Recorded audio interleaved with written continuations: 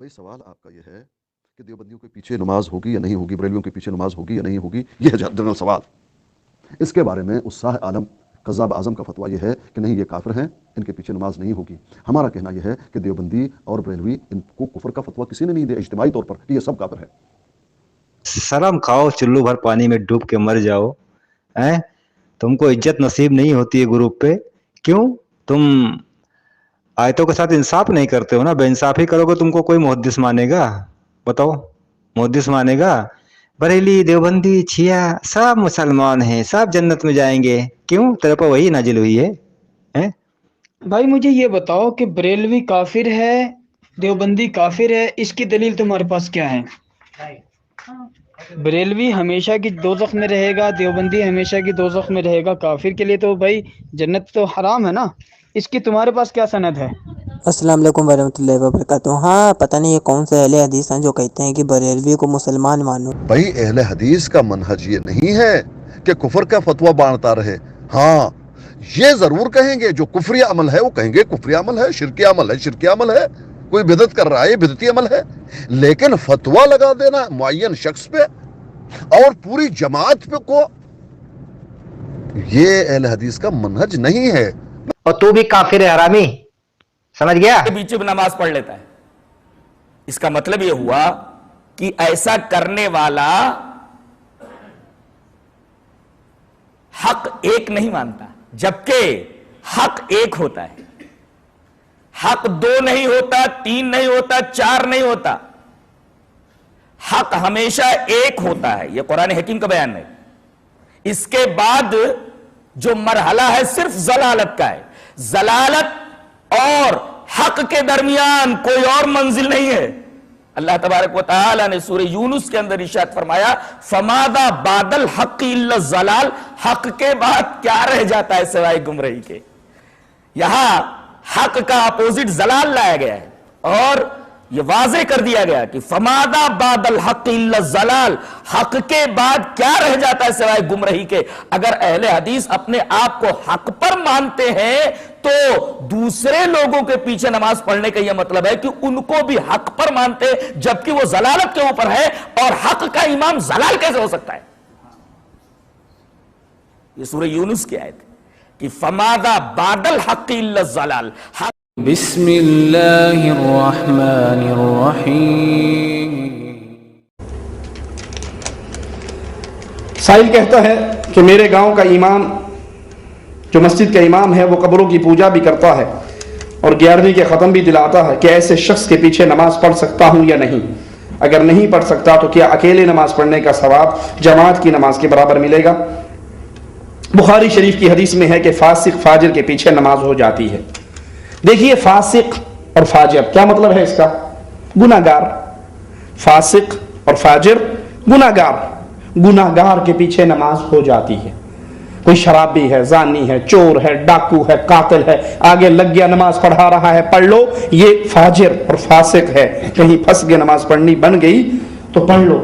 اگر یہ مشرک ہے، اگر یہ مشرک ہے اور زندگی میں اس نے کوئی گناہ بھی نہیں کیا، نہ اس نے کبھی قتل کیا، نہ اس نے چوری کی، نہ اس نے ڈاکہ ڈالا، نہ اس نے بدکاری کی، نہ اس نے شراب پی، نہ اس نے غیبت کی، نہ اس نے سود کھایا، تمام اخلاق اس کے بڑے اعلیٰ ہیں، لیکن یا علی مدد کے نعرے لگاتا ہے، لیکن قبروں کا طواف کرتا ہے، قبروں پہ سجدے کرتا ہے، غیر اللہ کے نام پہ جانوروں کی نیاز دیتا ہے، ان کے نام کی نظر دیتا ہے، ان کو مشکل کشا، حاجت روا، مددگار، غوث اعظم سمجھتا ہے، اخلاق میں اعلیٰ، کردار میں اعلیٰ، لیکن توحید کے اندر شرک کی ملاوٹ کرتا ہے، یہ مشرک ہے۔ مشرک کے پیچھے نماز کسی صورت میں نہیں ہو سکتی۔ گناہگار کے پیچھے نماز پڑھی جا سکتی ہے، خطا کار کے پیچھے نماز پڑھی جا سکتی ہے، داڑھی موننے والے کے پیچھے نماز پڑھی جا سکتی ہے، لیکن مشرک کے پیچھے نماز نہیں ہوتی۔ مشرک کی اپنی نہیں ہوتی، آپ کی کہاں ہوگی؟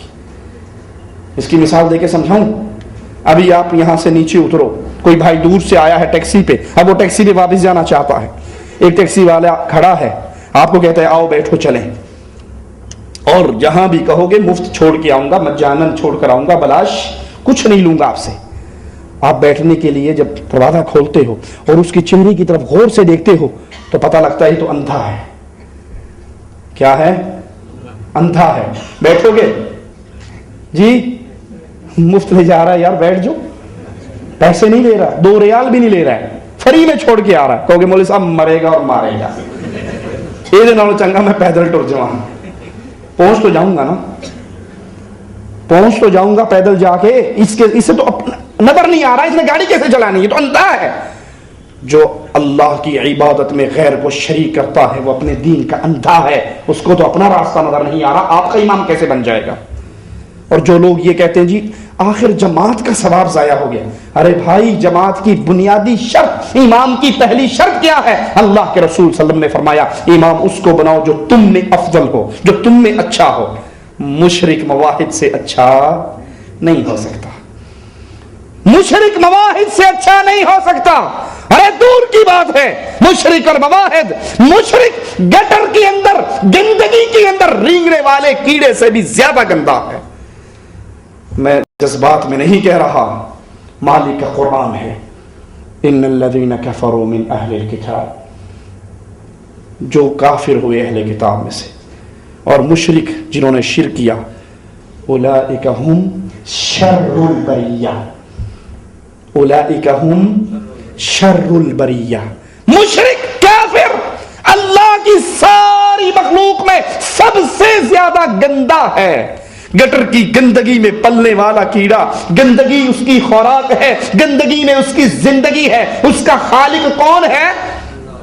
वो मखलूक किसकी है?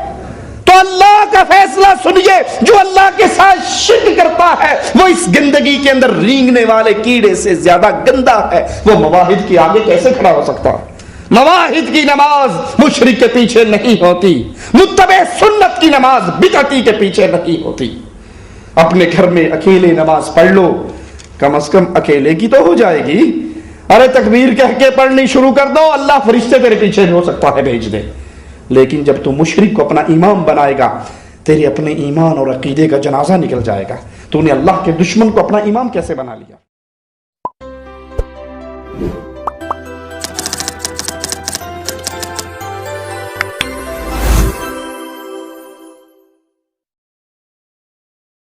क्या हर किसी मुल्क के इमाम की इक़्तिदा में सलात अदा की जा मसलक के इमाम की इक़्तिदा में सलात अदा की जा सकती है और हर अक़ीदे के इमाम की इक़्तिदा में भी?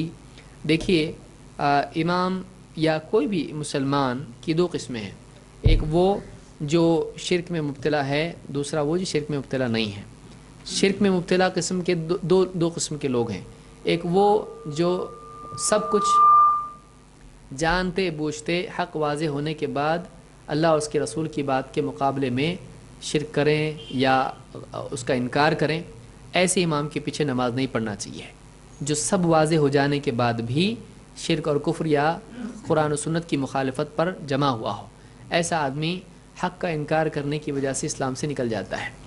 लेकिन ऐसे बहुत सारे लोग हैं कि जिनको वो मदरसों में गए लेकिन पीछे के बेंच पे बैठते थे, या उन्होंने ध्यान नहीं दिया, या तैरने के लिए जाते थे, या बहुत कुछ है, या उनकी समझ में नहीं आया जैसा पढ़ा है वैसा उन्होंने पढ़ा, तो उनको समझ में नहीं आता है कि वाकई ये बात क्या है।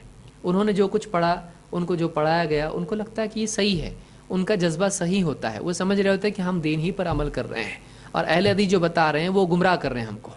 तो बहुत गहरी तहकीक उनकी नहीं होती है, अपने मसलक के अकाबिरीन पर उनका एतमाद होता है, अक्सरियत ऐसी होती है। ऐसा आदमी इसको काफिर नहीं कहा जा सकता, इसलिए कि वो भी दीन पर जज्बे के साथ अमल कर रहा है, लेकिन अभी तक हक़ उस पर वाज़े नहीं हुआ। जैसे मैंने इब्तिदा में पहले सवाल के जवाब में कहा, हक़ का वाज़े होना ज़रूरी है आदमी पर। ऐसा आदमी जिस पर हक़ अभी तक के वाज़े नहीं हुआ है, उसके पीछे नमाज पढ़ने में कोई हरज नहीं, चाहे वो किसी भी मसलक का हो।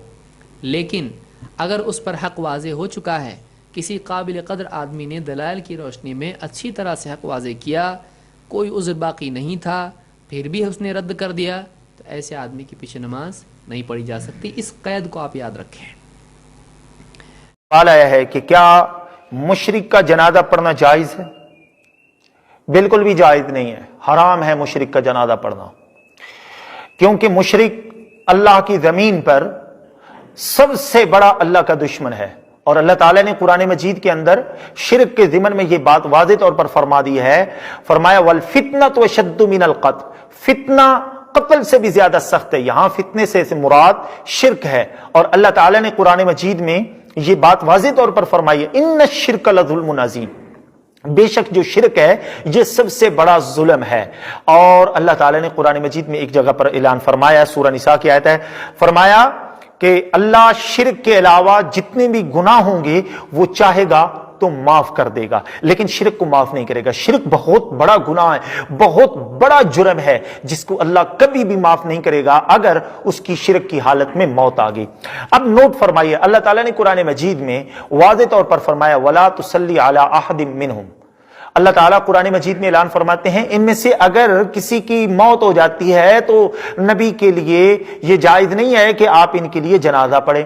اور دوسرے مقام پر اللہ تعالیٰ نے قرآن مجید میں واضح طور پر سورہ توبہ میں فرمایا ہے کہ ما کان للنبی ان یستغفروا للمشرکین ولو کانوا اولی قربا. نبی کے لیے یہ جائز نہیں ہے کہ وہ ایسے لوگوں کے لیے مغفرت اور جنازہ کی دعا کرے جو مشرک ہیں اگرچہ وہ ان کی قریبی رشتہ دار ہیں.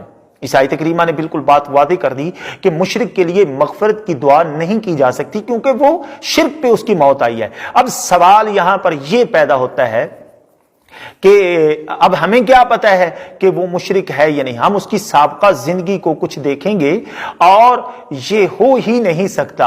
اسلام کا اوورآل ایک قانون ہے, اللہ کسی بندے کو اس وقت تک موت نہیں دیتا جب تک اس کے اوپر حق آشکار نہیں ہو جاتا. جب اس پہ حق آشکار ہو جاتا ہے تو پھر اس کو موت آ جاتی ہے. لہذا اگر کسی شخص کی حالت شرک میں موت ہو جائے تو اس کا شرعاً جنازہ پڑھنا حرام ہے بالاتفاق تمام مسلمانوں کے نزدیک. امید ہے انشاءاللہ آپ کو آپ کے سوال کا جواب مل چکا ہے. لوگ ہیں اور اے پیغمبر مومنوں کو بہشت کی خوشخبری سنا دو. پیغمبر اور مسلمانوں کو شایع نہیں کہ جب ان پر ظاہر ہو گیا کہ مشرک اہل دوزخ ہیں تو ان کے لیے بخشش مانگیں, گو وہ ان کے قرابت دار ہی ہوں. اور ابراہیم کا اپنے باپ کے لیے بخشش مانگنا تو ایک وعدے کے سبب تھا جو وہ اس سے کر چکے تھے, لیکن جب ان کو معلوم ہو گیا کہ وہ اللہ کا دشمن ہے تو اس سے بیزار ہو گئے. کچھ شک نہیں کہ ابراہیم بڑے نرم دل اور متحمل تھے, اور اللہ ایسا نہیں کہ کسی قوم کو ہدایت دینے کے بعد گمراہ کر دے.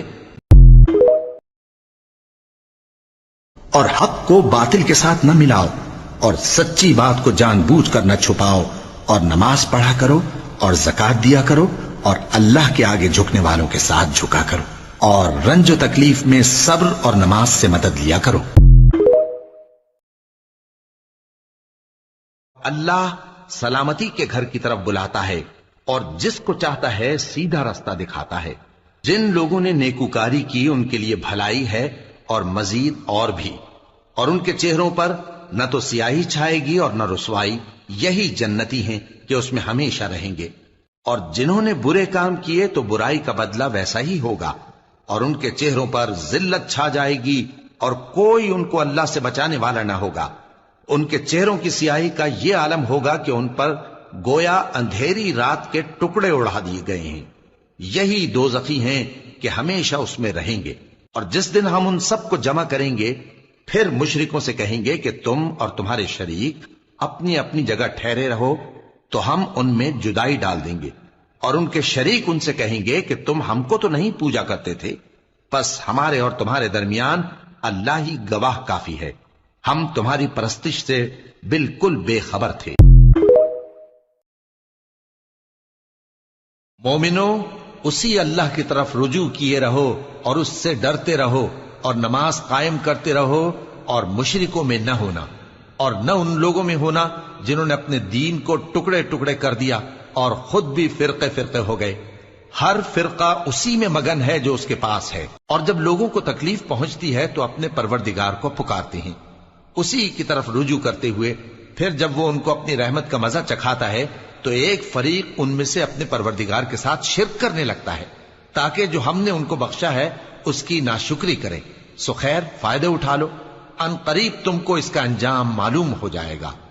کیا ہم نے ان پر کوئی ایسی دلیل نازل کی ہے کہ پھر وہ ان کو اللہ کے ساتھ شرک کرنا بتاتی ہے؟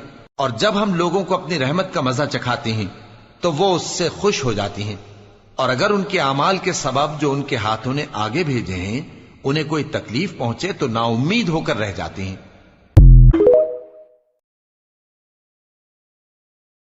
जो लोग काफिर हैं, अहले किताब या मुशरिक, वो इस बात को पसंद नहीं करते कि तुम लोगों पर तुम्हारे परवरदिगार की तरफ से खैर और बरकत नाजिल हो, और अल्लाह तो जिसको चाहता है अपनी रहमत के साथ खास कर लेता है, और अल्लाह बड़े फजल का मालिक है।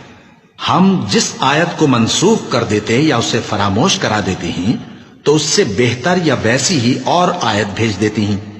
क्या तुम नहीं जानते कि अल्लाह हर बात पर कादिर? और जो लोग कुछ नहीं जानते यानी मुशरिक, वो कहते हैं कि अल्लाह हमसे कलाम क्यों नहीं करता या हमारे पास कोई निशानी क्यों नहीं आती। इसी तरह जो लोग इनसे पहले थे वो भी इन्हीं किसी बातें किया करते थे। इन लोगों के दिल आपस में मिलते जुलते हैं। जो लोग साहिब यकीन हैं उनके समझाने के लिए हमने निशानियां बयान कर दी।